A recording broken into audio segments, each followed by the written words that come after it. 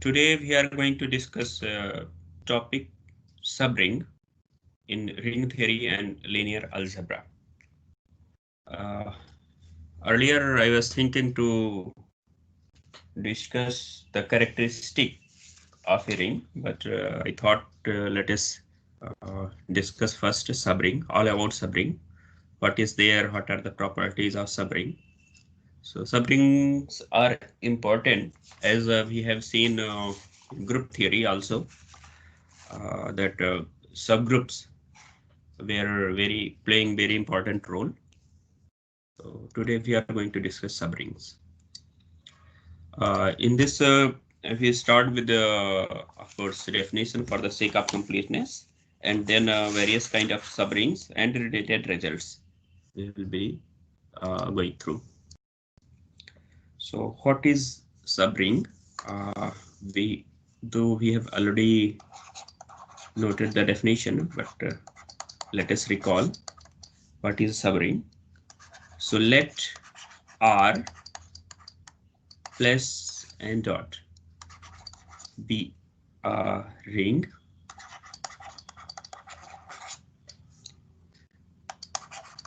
a non-empty subset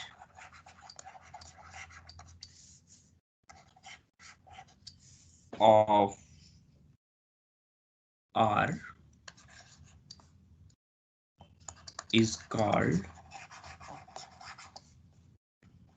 a subring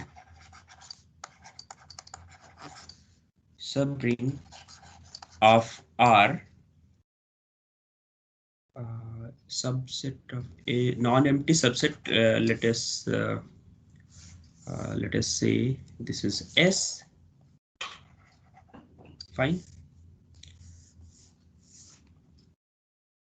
Called a subring of R if S plus dot is a ring. So this is what we know the definition of a subring. Subring तब है जब वो खुद एक subset हो R का और S खुद एक रिंग बन रहा हो, ठीक है ना, with the same operation under which R is a ring. Examples हम लोगों ने देखे थे कई सारे, तो इसमें और कुछ एग्जाम्पल्स देखते हैं और फिर हम उसकी प्रॉपर्टीज की तरफ जाते हैं, ठीक है ना. E, the set of even integers is a subring of Z, set of integers. So this is the first example. The second one, Z I, the ring of Gaussian integer.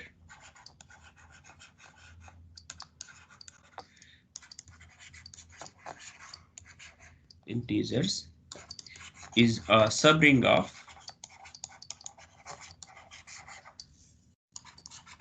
the set of complex numbers. Let us take another example. Example number 3. The set S consisting of 0, 1, 0, 2 is a subring of Z4. So we know the operation, what operation we will be using here, multiplication modulo 4. Fine. And then हम लोगों ने एक criteria देखा था कि कौन से condition में कोई सबसेट एक रिंग हो जाता है, तो वो एक सब रिंग बनता है. So I am just writing the result. A non-empty subset S of a ring R is a subring of R if and only if first criteria A minus B belongs to S, the second one AB belongs to S. हम इसका proof कर चुके हैं. That is, difference is closed and product is also closed. Fine. ये सब proof हम कर चुके थे पहले. ठीक है. अब और हम कुछ रिजल्ट्स देखते हैं, जहां जरूरत पड़ेगी हम लिखते चले जाएंगे. Next result, let us see. Next result, the intersection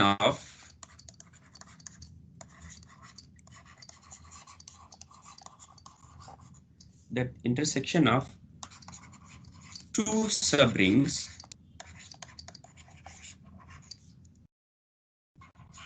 of a ring R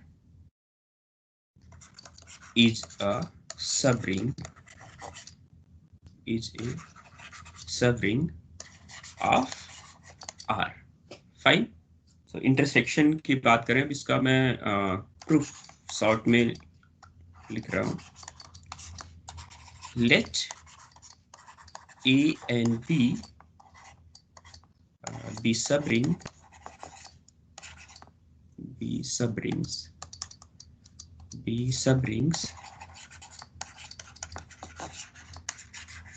of R. Fine.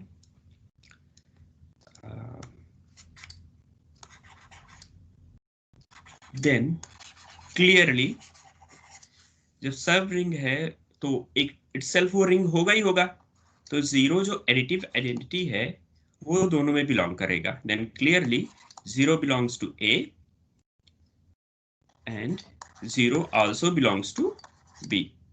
That is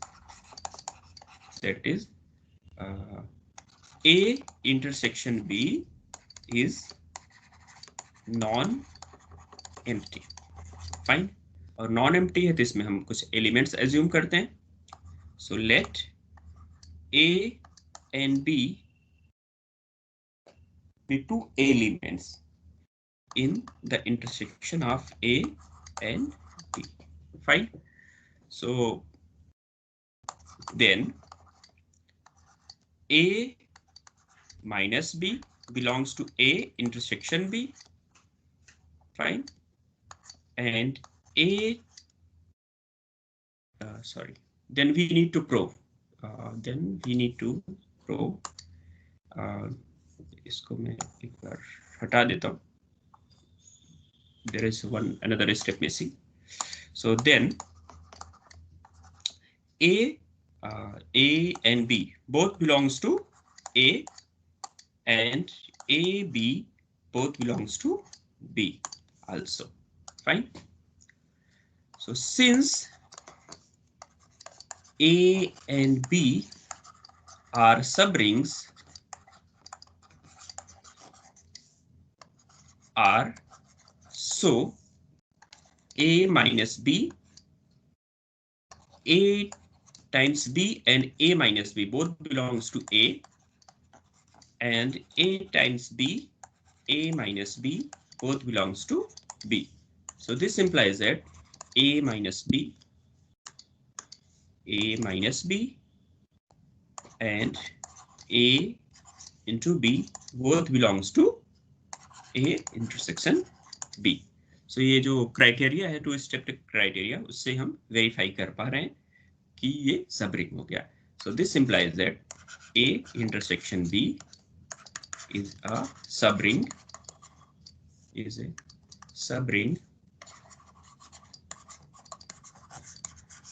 of R. Fine. Next result.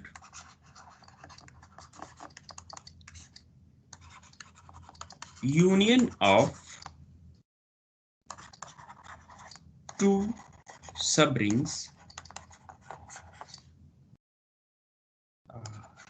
of a ring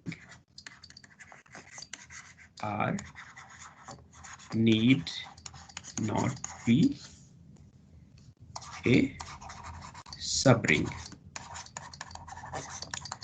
Fine. So we need to give some example. Example is that consider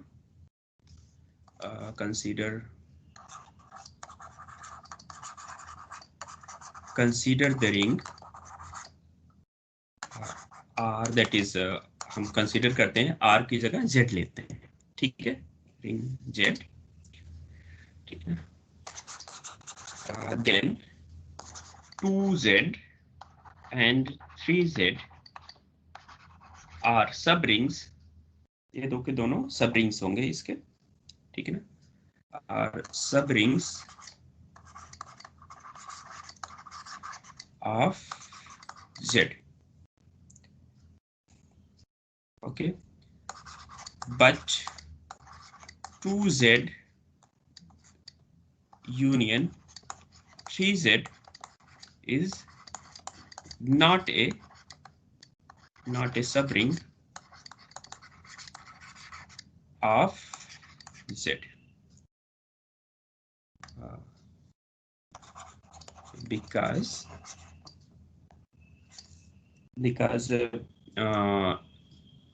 3 minus 2 equals to 1. This doesn't belongs to A union A. I'm writing A, not A. 2Z union 3Z.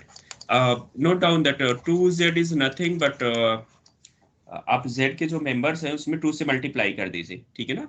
सो इस तरीके से होगा -4, -2, 0 and 2 and 4. Fine. And 3Z जो है ये हमारे इसके member होंगे -6, -6, -3 and then 0. Fine. And 3 and 6 ... All right. So union need not be a subring. There are so many examples you can find that which claims this result to be true, that union need not be subring. Fine. Okay. So next, I'm just writing the result, and I will leave it to as an exercise for you, if you can do this one. The center, as of now we have not defined the center. I will give the definition here. The center of a ring, R is a subring of R. Fine. So let us have definition first. What is definition? Definition.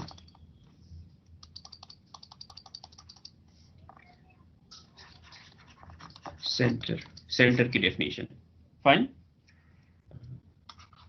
Z जैसे हम वहां पे लिखते थे, अब ये Z का मतलब आप इंटीजर मत समझिए.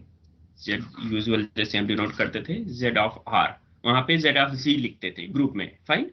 तो यहाँ पे centre of R is a collection of all those elements of R which commutes with all element, ठीक है ना, of R. So AX, ये पर्टिकुलर एलिमेंट सेंटर में जाएगा, R का एलिमेंट सेंटर में जाएगा if AX belongs to XA for all X belongs to R. Fine. Centre में वो एलिमेंट्स आते हैं जो R के, वो एलिमेंट्स आएंगे जो R के और सारे एलिमेंट के साथ क्या करें, कम्यूट करें, ठीक है। सो ये सेंटर है, फाइन। सो इसका प्रूफ के लिए आप जानते हैं कि सब रिंग दिखाना है तो दो क्राइटेरिया है, एक तो डिफरेंस इसमें आना चाहिए, ZR में आना चाहिए, और प्रोडक्ट भी ZR में आना चाहिए। सो let us, I am just writing hint, ZR non empty होगा, क्यों? Anyone? Yes, sir. Repeat again. Identity commute with identity. The Which identity element will the one. Sir, because identity commute with every element of ring. Of course, but Yes, a yes, ring sir. did not have identity, you know. If you are talking about the multiplicative identity, fine. You got it? Yes. Okay. So next, anyone? Sir, question क्या है sir? Repeat again. ZR, the center of a ring, need not be empty. I mean to say never empty. Why? Because 0 will be there. yes, Negative identity. very good. 0. Because Yes, once sir. we multiply with 0 with any element of R, fine. So we get 0 times of x equals to 0, x equals to 0 for all x belongs to R. You may note down your point. Fine. Okay. So because this commute 0 commute within, so Z 0 belongs to ZR. All right. So it means now we are in position to assume some member in ZR. So let AB belongs to ZR. Fine. So ZR में belong कर रहे हैं तो इसका मतलब क्या हो गया? Then AX equals to XA for all X and BX equals to XB for all X belongs to R. Belongs to R. Fine. Okay. So let us consider. अब हमें क्या दिखाना पड़ेगा? हमें ये दिखाना पड़ेगा कि A माइनस बी भी ZR का मेंबर है, फाइन, और प्रोडक्ट भी ZR का मेंबर है। Okay, so now we claim, क्या क्लेम करेंगे? A negative B, A minus B belongs to ZR and AB belongs to ZR. Fine. Are you okay with this? Yes, sir. Okay, fine. So A minus B times of X.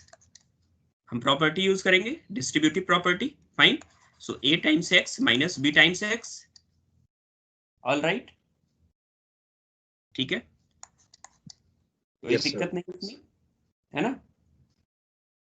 सो इसको हम AX को कितना लिख सकते हैं? AX को लिख सकते हैं XA, ठीक, और इसको लिख सकते हैं XB. ओके, क्योंकि A और X कम्यूट कर रहे हैं ना, यहाँ पे जो हम लोगों ने देखा था फ्रॉम हियर. ओके, इन दोनों से, ठीक है ना? So let us see then A minus B X equals to, अब यहाँ पे हम क्या कॉमन ले, X कॉमन ले सकते हैं इसमें से, या इसको ऐसे ही कर लो, X times of A minus B. Fine, कोई दिक्कत तो नहीं?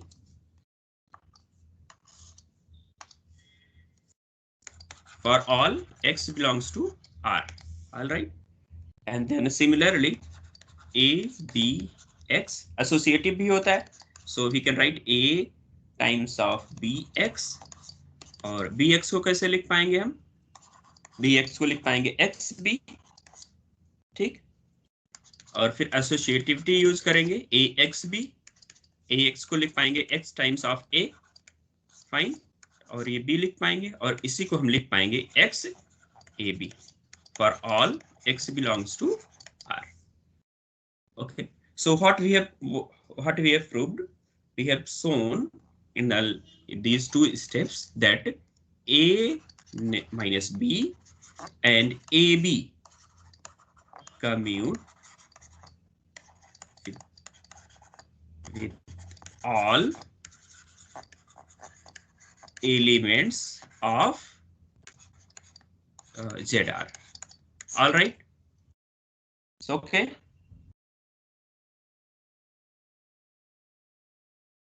ओके, ठीक है।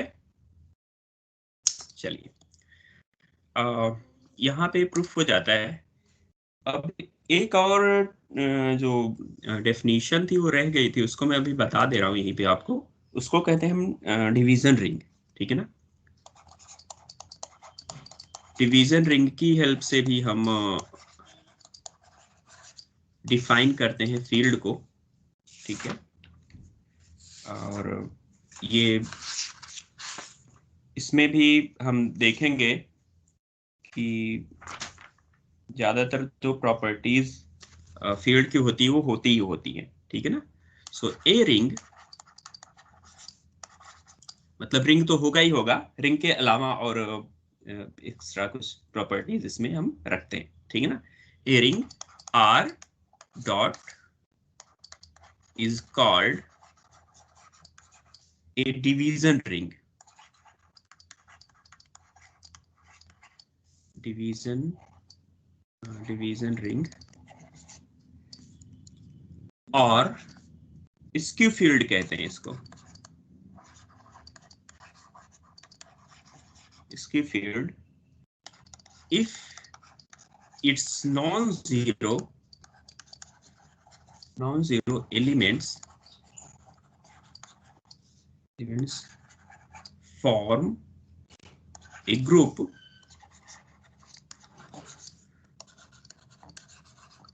under multiplication।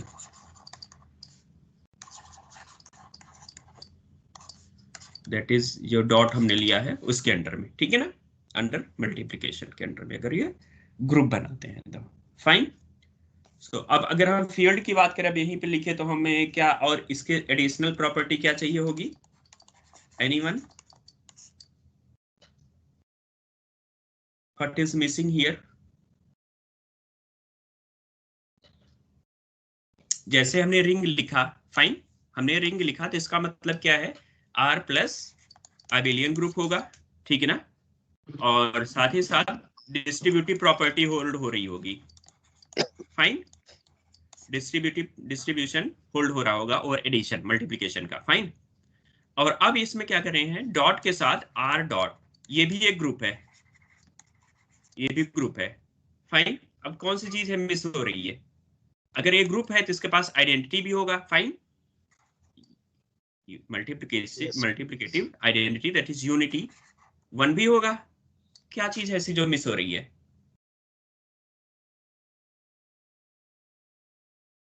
क्या चीज है? क्या? इनवर्स? यूनिट नहीं। अगर ये ग्रुप है तो हर एलिमेंट का इनवर्स भी होगा, ध्यान रहे, इनवर्स भी है हर नॉन जीरो एलिमेंट का।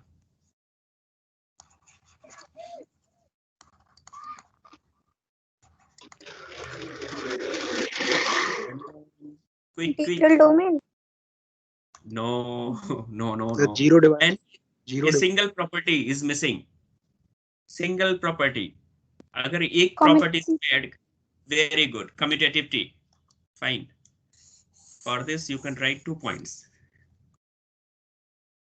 So a division ring, किसने बताया commutativity?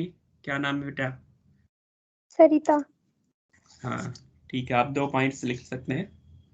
और ये पॉइंट्स जो आपको यहाँ मिल रहे हैं, चाहे यहाँ पे कवर होंगे, अगर कोशिश करूंगा, अगर मान लो फुली मिल रहे हैं तो कोई बात नहीं, otherwise I will be adjusting this in जो मैं आर पढ़ा रहा हूं ना, आर सॉफ्टवेयर, उसमें कहीं ना कहीं होंगे जरूर। ठीक है, fine.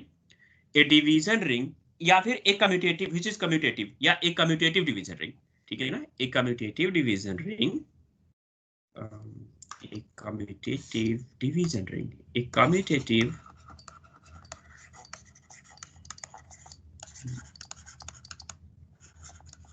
division ring is called a field.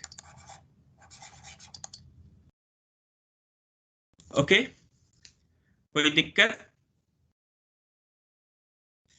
चलिए, तो हम लोगों ने डेफिनेशन, एक तो इंडिपेंडेंट डेफिनेशन देखी थी फील्ड की, उसके बाद अब हम लोगों ने देखी थी इंटीग्रल डोमेन की हेल्प से, ठीक है, और इंटीग्रल डोमेन की हेल्प से देखी थी तो वहां पे कोई जीरो डिवाइजर नहीं होता था, और यहाँ पे हर फील्ड में हर नॉन जीरो एलिमेंट का इनवर्स होता था, बाकी यूनिटी और हर एक एलिमेंट जो नॉन जीरो हो यूनिट होता है।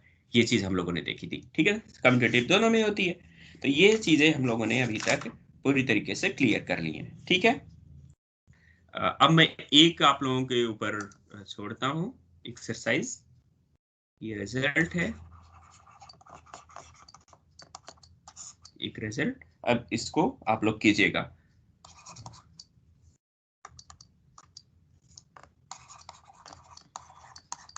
Show that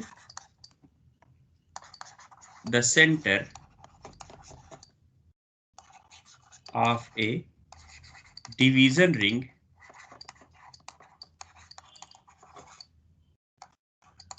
is a field. Okay, इसको आप लोग अपने से कीजिएगा, और नहीं होता है तो आप लोग शेयर कर सकते हैं ग्रुप में, ठीक है। तो I will check and update you.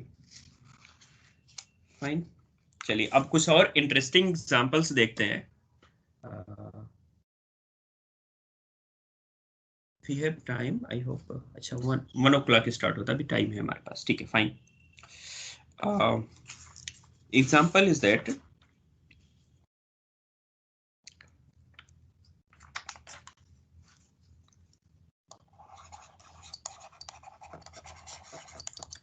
कई सारे एग्जाम्पल हम लोग एग्जाम्पल और काउंटर एग्जाम्पल्स कंसीडर करेंगे, ठीक है। तो मैं नंबर देता चल रहा हूँ, नंबर 1, ठीक है ना। The set in many cases मैं हो सकता है प्रूफ ना दूं, तो कुछ मामले में क्लियर होगा, ए बी 0 एंड 0, ठीक है ना। ये सेट है मैट्रिसेस का, A B coming from set of integers is a subring of the ring M2। M2 में क्या है, एक कलेक्शन है A B C D, such that A B C और D ये सारे के सारे सेट ऑफ इंटीजर से आ रहे हैं, ठीक ना। फाइन, तो कोई दिक्कत नहीं है मुझे लग रहा है, क्योंकि अब इसके दो एलिमेंट्स हमें क्या करने हैं, 2 स्टेप टेस्ट देखना होगा, है ना। 2 स्टेप टेस्ट में यहाँ से 2 एलिमेंट उठाइए और उनका डिफरेंस दिखा दीजिए और वो दिखा दीजिए, फाइन हो जाएगा। Yes sir. नेक्स्ट एग्जांपल, दोनों का प्रोडक्ट निकालिएगा तो इसी फॉर्म का आएगा, यानी फर्स्ट प्लेस पे ही ना ऐसे आएगा, यहाँ पे नॉन जीरो रहेंगे, ठीक है, और यहाँ पे जीरो रहेगा, फाइन। यहाँ पे नॉन जीरो रहेगा इन दोनों प्लेस पे, और यहाँ पे जीरो रहेगा। आप करके देख लीजिएगा, इसी फॉर्म का एलिमेंट लेना है, first column non zero element होंगे, फाइन।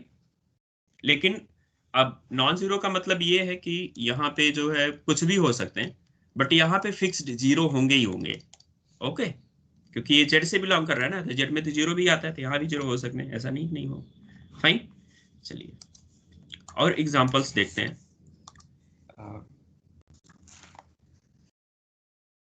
एक ऐसा एग्जांपल रिंग का विद यूनिटी, जिसके पास हाँ विद यूनिटी और उसके सब रिंग के पास यूनिटी जो हो वो अलग अलग हो.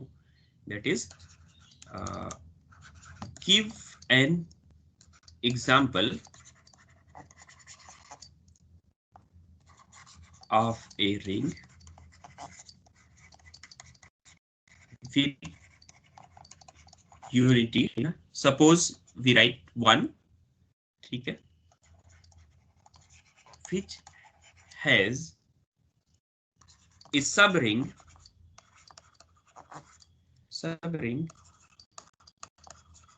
with unity 1 dash, और 1 और 1 डैश इक्वल ना हो, मतलब दोनों के पास यूनिटी तो हो बट वो अलग अलग हो. ठीक है, Z6. हाँ बताइए. Z6 और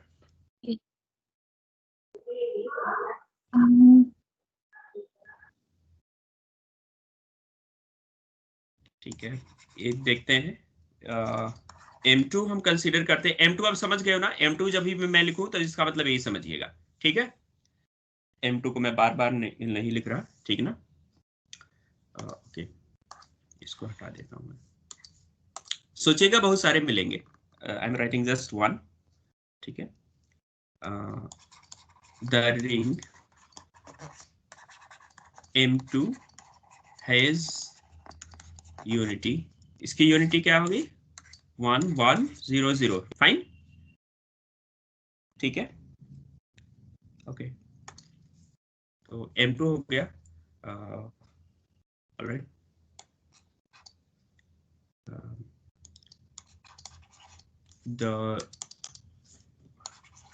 the ring M2 the set S, इसमें फर्स्ट प्लेस पे एक A लिख दिया, बाकी सारे पे 0 लिख दिया. ठीक है ना. And all other element A belongs to Z. Fine, सारे फिक्स्ड है, एक है केवल फर्स्ट प्लेस पे A है. that may also be 0. There is no problem. Is a subring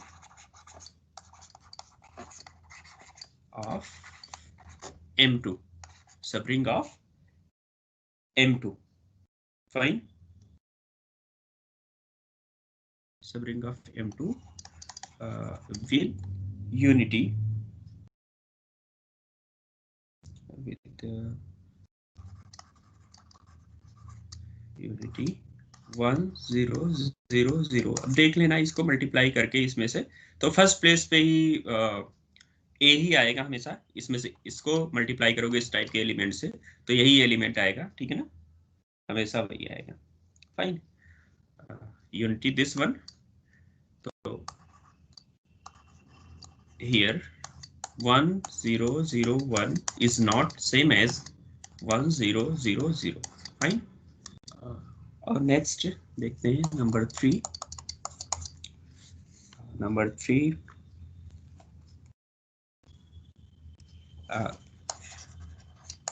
so by means of example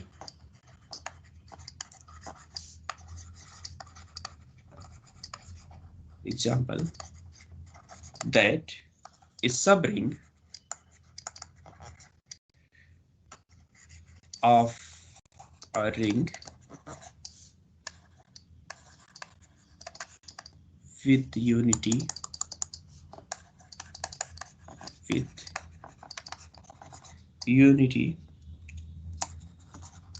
may fail to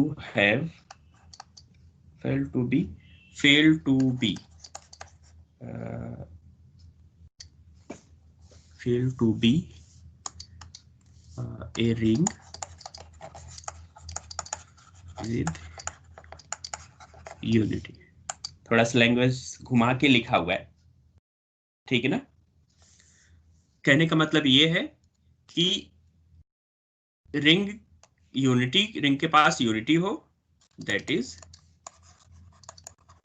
ring has unity but subring V not, ठीक। तो ऐसा क्या होगा, Z और E है ना,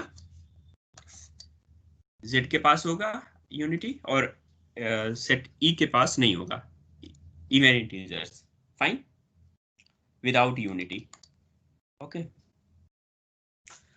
next example,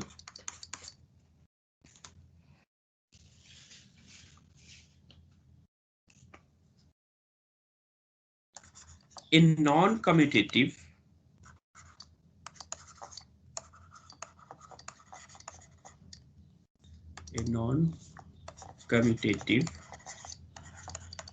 ring with a commutative subring.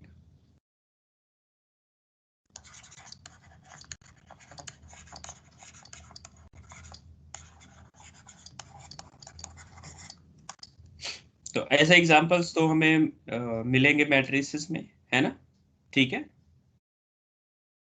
So M2 is non-commutative, ठीक, और इसका एक सब रिंग हम S लेते हैं, A000, बड़े काम का एग्जांपल है ये, ठीक है, is a commutative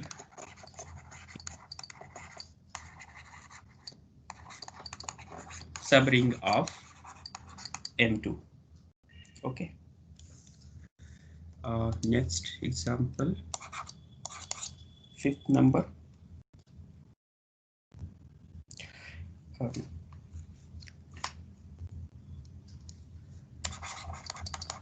ring which has no unity,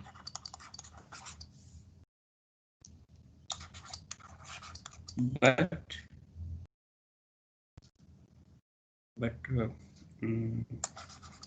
has a subring,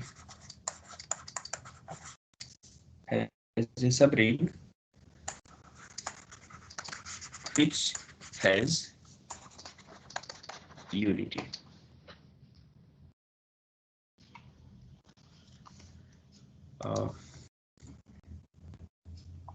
So consider M2 का एक सबरिंग हम कंसीडर करते हैं, ठीक है। So let us consider S1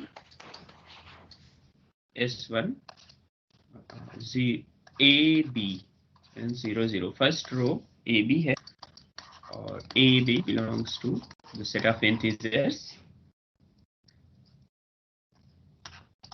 is a subring of M2, has no, in fact a subring भी बनेगा, just minute, हमें दो रिंग देखने, अच्छा एक रिंग है और एक subring, okay, just minute, subring itself एक रिंग होगा ना, ठीक है, इज ए रिंग, खुद ही एक रिंग होगा, is a ring which has no unity, because as इसमें यूनिटी जो M2 की होती हैं वो किस फॉर्म की होती है, ये इस फॉर्म की होती है, ठीक है ना, बट ये तो बिलोंग कर नहीं रहा है, किसमें, S1 में बिलोंग नहीं कर रहा है, तो अदर पॉसिबल इसमें क्या हो सकते हैं, क्योंकि ये इंटीजर से आ रहे हैं ना, तो अदर पॉसिबल यूनिटी,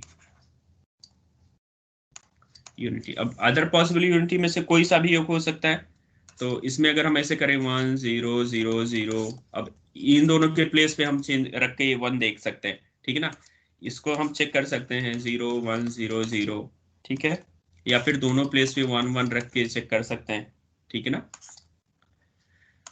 इसमें कोई सा भी हम चेक कर पाएंगे कि कोई भी यूनिटी का काम नहीं करेगा, none of these is a unity. ठीक है, इसमें S2 हम कंसीडर करें, एक इसी का सब रिंग एक कंसीडर करें, तो यहाँ पे A 0 0 0 फिक्स्ड कर दिया हमने A को, बाकी B को 0 कर दिया. So A belongs to R कर दिया. Fine. A belongs to Z. A belongs to Z कर दिया. Fine. Is a subring of S1 with unity 1 0 0 0. Okay. Example number 6.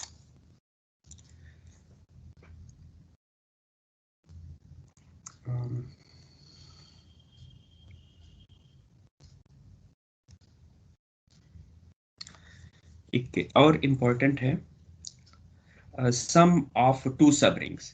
ठीक है ना, सम ऑफ टू सब रिंग्स. अब इसमें हम डिफाइन करेंगे सम को, कैसे डिफाइन करते हैं. ठीक है, late A and B be two subrings of R. Define their sum as A plus B equals to A plus B, such that A belongs to A and B belongs to B. All right. So we can check whether they are or not. Fine. In general, हम general की बात कर रहे हैं. In general, they are this is a subring or not. Fine. So consider करिए, let S equals to A B 0 0. A B belongs to Z. And then T, another subring, 0 0 C and 0. Another matrix, C belongs to Z. Okay, so they are subrings of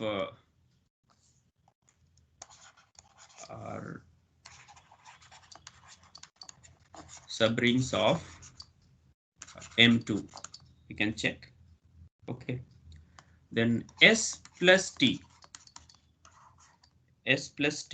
में जो elements आएंगे आप देखोगे इसमें, तो first place पे यहाँ पे A है, यहाँ पे 0 है. ठीक ना, तो पहली प्लेस पे A B हो जाएगा और यहाँ पे C आ जाएगा, यहाँ पे 0 आ जाएगा. ठीक ना, so A B C belongs to set of integers. All right. Okay, so okay, ठीक है. अब इसमें अगर हम देखें तो S plus T, okay, S plus T में ऐसे एलिमेंट्स होंगे. ठीक है ना, S प्लस टी में ऐसे एलिमेंट्स होंगे. सो हम let us take particular element from S plus T. हमें इसी को दिखाना है कि ये सबरिंग होगा या नहीं होगा. ठीक है ना, take some element from S plus T. 1, यहाँ पे 1 1 और 0, ये और 2 2 2 और 0. हम ऐसे दोनों एलिमेंट्स ले लेते हैं. कहाँ से? S plus T से लेते हैं. ओके, S plus T से ले लेते हैं. then हम इन दोनों को मल्टीप्लाई करें. Suppose let us take this is sigma 1, this is sigma 2. Fine. So sigma 1 and sigma 2, ये आप प्रोडक्ट इसका करेंगे तो आएगा, प्रोडक्ट आएगा 4 2 2 2, और ये नहीं बिलोंग कर रहा है किसमें? S प्लस टी में. ठीक है ना, तो प्रोडक्ट के अंदर भी क्लोज होना चाहिए, सम के अंदर भी क्लोज होना चाहिए. सम के केस में तो क्लोज हो जाएगा. ठीक है ना, क्योंकि लास्ट ये वाला जो पॉइंट हमेशा तो 0 ही रहेगा, ठीक है ना, इसके जो एलिमेंट आएंगे। बाकी जगह कुछ यहाँ तीनों ए बी सी के प्लेस पे, ए की, बी के और सी के प्लेस पे अलग अलग आ सकते हैं नंबर्स, बट यहाँ पे तो 0 ही रहेगा क्योंकि एस प्लस टी के एलिमेंट्स है। ओके, तो बट यहाँ पे जो प्रोडक्ट में चारों एलिमेंट्स एक पर्टिकुलर सिलेक्शन में नॉन जीरो आ रहा है, ठीक है ना, it means under product they are not closed, ठीक है ना। तो ये sum of two subring need not be a subring, fine.